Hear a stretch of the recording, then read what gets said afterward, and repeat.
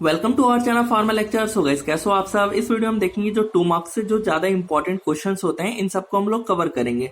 तो जिसमें जो क्वेश्चंस पूछे जाते हैं जैसे कि एगोनिस्ट हो गया या फिर एंटागोनिस्ट हो गया या फिर हो गया एडिक्शन के बारे में या ड्रग टॉलरेंस हो गया, डिपेंडेंस हो गया या फिर टैकेफाइलेक्सिस या आइडियोसिनक्रेसी या फिर एलर्जी। तो इन सब के बारे में हम लोग कवर करेंगे जिससे जो 2 मार्क्स क्वेश्चन है वो कवर अप हो जाएगा हमारा इस वीडियो में। तो हम लोग सबसे पहले एगोनिस्ट और एंटागोनिस्ट को समझेंगे। उससे पहले हम लोग रिसेप्टर को समझना होगा अच्छे से। रिसेप्टर से हम क्या समझते हैं। जो रिसेप्टर होता है, एक हमारे पास सेल है, सेल के जो सरफेस है यानी ऊपर के साइड वहां पे ये बाइंडिंग साइट्स प्रेजेंट होगा या फिर अंदर के साइड ये बाइंडिंग साइट प्रेजेंट होगा, वही होता है हमारा रिसेप्टर। यानी ये जो बाइंडिंग साइट है ना, इसी पे हमारे बॉडी के अंदर के हार्मोन्स आके अटैच होते हैं या फिर जो हम बाहर से ड्रग लेते हैं वो आकर के अटैच होते हैं। और अगर ये रिसेप्टर जो है वो एक्टिवेट हो गया तो अपना फार्माकोलॉजिकल एक्शन प्रोवाइड करवाएगा, यानी जो भी उसका इफेक्ट है। सो आई होप आपको गाइस इतना समझ आ गया और रिसेप्टर होता गया है। अब एगोनिस्ट की अगर मैं बात करूं बहुत ही सिंपल वे में, तो अभी हमने समझा ये बाइंडिंग साइट्स होता है। तो बाइंडिंग साइट्स पे क्या होता है ना कि जनरली हमारी बॉडी के अंदर कोई हार्मोन है, वो हार्मोन का सिक्रीशन जो है वो कम हो चुका है। तो गाइस हम क्या करते हैं, बाहर से ड्रग लेते हैं, जनरल सी बात है। तो ये ड्रग हमने लिया, ये ड्रग जो देख रहे हो गाइस ये हमारा ड्रग है और ये क्या है, बॉडी के अंदर हार्मोन है। सेम स्ट्रक्चर है गाइस, सेम एकदम जैसा ये है वैसा ही ये भी है। तो ये क्या हो रहा है कि जाकर के यहाँ पे बाइंडिंग साइट पे अटैच हो रहा है और इस रिसेप्टर को एक्टिवेट कर दे रहा है। इसकी वजह से ये अपना फार्माकोलॉजिकल एक्शन प्रोवाइड करवा पाए। तो रिसेप्टर तभी एक्टिवेट होगा जब कोई एंडोजीनस या एक्सोजीनस एगोनिस्ट आकर के ज्वाइन हो। एंडो मतलब क्या होता है, बॉडी के अंदर, यानी अंदर के साइड में क्या होता है, हार्मोन्स होते हैं, बॉडी में न्यूरोट्रांसमीटर होते हैं, तो वो आकर के ज्वाइन करके रिसेप्टर को एक्टिवेट करे। या फिर एक्सोजीनस मतलब हम लोग बाहर से ड्रग लें और वो यहाँ पर बाइंडिंग साइट पर अटैच होकर के रिसेप्टर को एक्टिवेट हो ताकि वो अपना फार्माकोलॉजिकल एक्शन करे, जो भी उसका एक्शन है उस ड्रग का। एंटागोनिस्ट डिफरेंट होता है। जो एगोनिस्ट है, एगोनिस्ट का काम क्या है, बाइंडिंग साइट पर जुड़ना है, रिसेप्टर को एक्टिवेट करना है। बट ये क्या करता है, ये जाकर के ज्वाइन हो जाता है किस पे, बाइंडिंग साइट पे, और ये क्या करता है, उसको स्टॉप कर देता है, इनहिबिट कर देता है एक तरह से कि भाई अब आप काम नहीं कर सकते हो। अगर मैं बात करूं बॉडी के अंदर जो ज्यादा सिक्रीशन हो रहा है इस केस में, जैसे एसिटाइल कोलिन है, ये एक हार्मोन हो गया बॉडी के अंदर, इसका ज्यादा सिक्रीशन हो रहा है, मतलब ज्यादा इसका एक्शन हो रहा है। डेट मीन्स हम क्या करेंगे, इसका एंटागोनिस्ट लेंगे। एंटागोनिस्ट क्या होता है, सेम स्ट्रक्चर होगा, एगोनिस्ट जैसा स्ट्रक्चर देख रहे हो ये एंटागोनिस्ट है, same molecular formula, same structure. तो ये क्या करेगा, ये जाकर के ऑक्यूपाई कर लेगा जल्दी से किस पे, बाइंडिंग साइट्स पे। अब क्या होगा, जब ये बाइंड हो चुका है, दैट मीन्स अब एसिटोकोलिन आकर ज्वाइन नहीं हो पाएगा, और एसिटोकोलिन का जो एंटागोनिस्ट होता है वो एट्रोपिन होता है। तो ये एट्रोपिन आकर के ज्वाइन हुआ, एसिटोकोलिन ज्वाइन नहीं हो पाया, दैट मीन्स जो हम लोग जनरली इसीलिए के लिए यूज करते हैं कि जो हमारे बॉडी के अंदर हार्मोन्स है उनका ज्यादा एक्शन होने लग गया, तो एंटागोनिस्ट दे दो ताकि दोबारा नॉर्मल जैसा बॉडी फंक्शन प्रोवाइड हो रहा था वैसा ही हो। तो गाइस ये हो गया एंटागोनिस्ट। आई होप आपको गाइस समझ आ गया होगा अच्छे से। अब हम बात करें कॉम्पिटिटिव एंटागोनिस्ट और non competitive antagonist. Competitive antagonist same structure होता है एगोनिस्ट जैसा अभी हमने देखा था, जैसे कि हमने एगोनिस्ट है तो सेम एंटागोनिस्ट का भी एकदम यही स्ट्रक्चर होगा। और ये क्या करता है, ये एक्टिव साइट्स पे जाके ज्वाइन हो जाता है। ऊपर वाला जो होता है साइट ये एक्टिव साइट्स होता है, नीचे का ये एलोस्टेरिक साइट होता है। इसका काम इसमें नहीं है। और ये जो कॉम्पिटिटिव एंटागोनिस्ट है क्या करेगा, एक्टिव साइट्स पे ज्वाइन होगा, एक्टिव साइट पे ज्वाइन होने के बाद इसको इनहिबिट कर देगा, यानी इसका स्टॉप कम कर देगा रिसेप्टर का। अगर वही हम बात करें non competitive antagonist, non competitive antagonist को अगर हम लोग समझे एकदम अच्छे से, तो इसका स्ट्रक्चर जो होता है ना एगोनिस्ट से बिल्कुल मैच नहीं होता है, एकदम डिफरेंट होता है।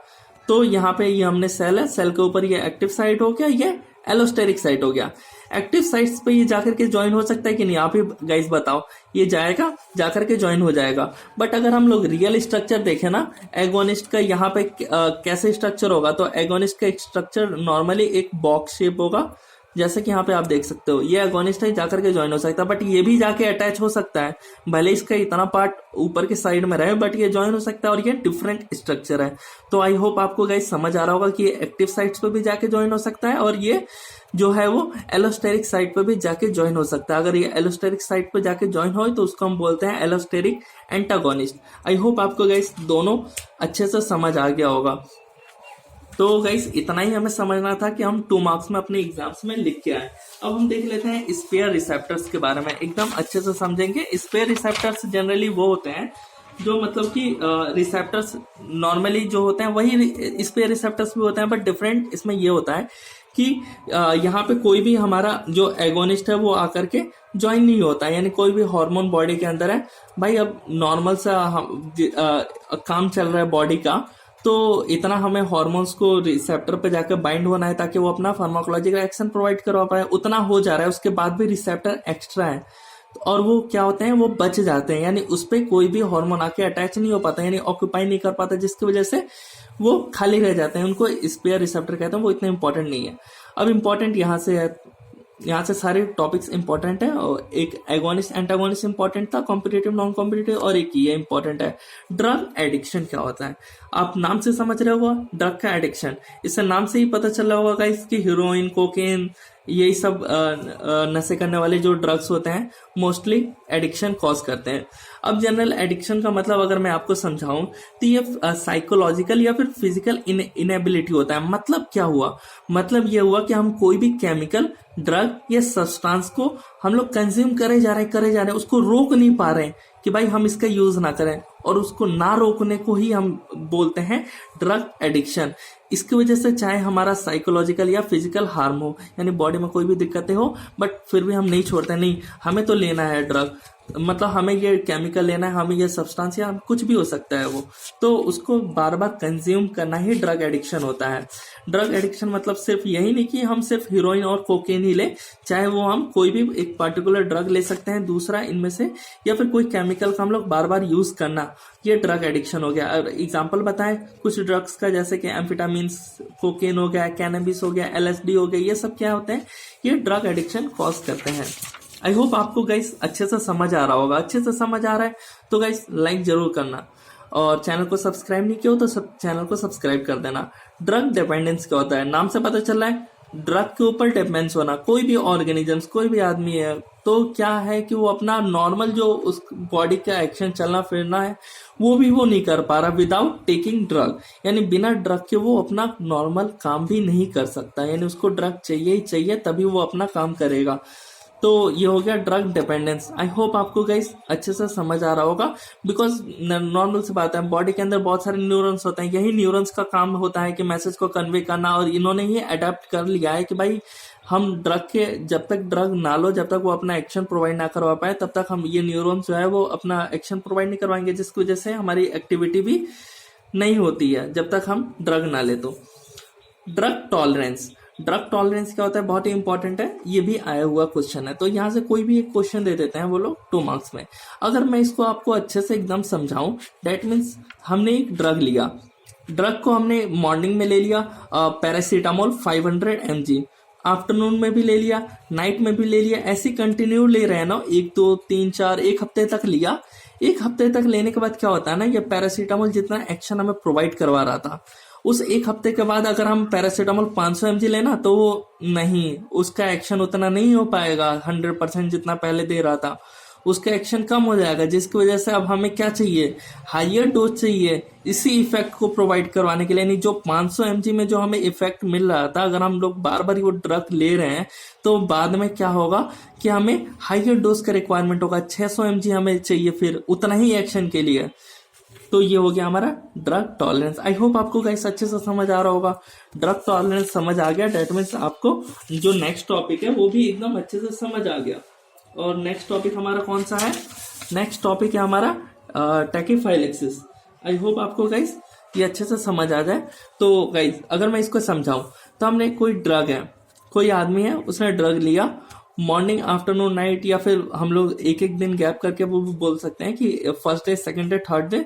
तो क्या हुआ कि उसने क्या किया, फर्स्ट डे क्या किया 450 mg लिया, और उसके अगले दिन क्या किया उसने 500 mg ले लिया, उसके अगले दिन उसने क्या किया 600 mg ले लिया, या फिर मॉर्निंग में, आफ्टरनून में, नाइट में उसने ज्यादा यानी डोज को अपना इंक्रीज कर दिया। इसी इंक्रीज करने की वजह से क्या हुआ उसको, यानी उसको रैपिड टॉलरेंस हो गया, यानी जल्दी से रैपिड डेवलपमेंट हो गया टॉलरेंस का। इसका मतलब क्या हुआ, ये अपना अभी मैंने आपको टॉलरेंस समझाया गाइस कि टॉलरेंस हमने जो समझा था, हायर डोज का रिक्वायरमेंट हो जाता है अगर हम लोग बार बार उसी डोज को ले, बट यहाँ पे हम लोग तो इंक्रीज कर रहे हैं जिसकी वजह से जल्दी रैपिड डेवलपमेंट ऑफ टॉलरेंस, इसका मतलब हो गया टैकेफाइलेक्सिस। आई होप आपको गाइस समझ आ गया होगा, और इसी को हम बोलते हैं एक्यूट टॉलरेंस। तो हमें ड्रग का बार बार यूज नहीं करना चाहिए, ज्यादा जल्दी यूज नहीं करना चाहिए, और कम से कम एमजी का यूज करना चाहिए अकॉर्डिंग टू प्रिस्क्रिप्शन। आइडियोसिंक्रेसी बहुत ही अच्छा टॉपिक और इम्पोर्टेंट टॉपिक है। इससे मतलब क्या होता है कि हम कोई भी ड्रग है जनरल सा, वो हम लोग एक ग्रुप ऑफ पॉपुलेशन, बहुत सारे लोग हैं, उनको हमने दे दिया, तो क्या होता है कि कुछ उनमें से जो लोग होते हैं ना, उनमें साइड इफेक्ट दिख जाता है कुछ लोगों में, नॉट ऑल, सिर्फ कुछ लोगों में। यही होता है आइडियोसिंक्रेसी। आई होप आपको एकदम समझ आ गया होगा एक ही लाइन में। अब हमने एक ड्रग ले लिया एग्जाम्पल बारबिटूरेट्स, आपने इसके बारे में जानते होंगे और इसके साइड इफेक्ट भी जानते होंगे। तो हमने क्या किया कि एक ग्रुप ऑफ पॉपुलेशन को दिया, बहुत सारे लोगों ने लिया, और हमने देखा ना कि कुछ लोगों में साइड इफेक्ट कॉज हुआ, कौन सा, एक्साइटमेंट या फिर मेंटल कंफ्यूजन का। बस यही है आइडियोसिंक्रेसी। 2 मार्क्स के लिए इतना सफिशियंट है, इतना आप बता दोगे तो आपके 2 मार्क्स मिल जाएंगे। अब हम लोग देख लेते हैं ड्रग एलर्जी। ड्रग एलर्जी भी इंपॉर्टेंट है 2 मार्क्स में। ये सब 2 मार्क्स वाले क्वेश्चन है, ऐसा नहीं है कि आपको ज्यादा लॉन्ग में आएंगे, बट मैं आपको ये अच्छे से समझा देता हूँ। ड्रग एलर्जी मतलब क्या हुआ कि जो हमारा इम्यून सिस्टम है ना, वो अपना एबनॉर्मल रिएक्शन शो कर देता है अगर हम ड्रग लेते हैं तो। जो वो सोचता है ना कि भाई ये जो ड्रग है ये हमारे लिए ठीक नहीं है, ये हमारे लिए फॉरेन चीजें हैं, इसको हटाओ, इसको भगाओ, तो इसकी वजह से ड्रग एलर्जी होता है। आई होप आपको समझ आ रहा होगा।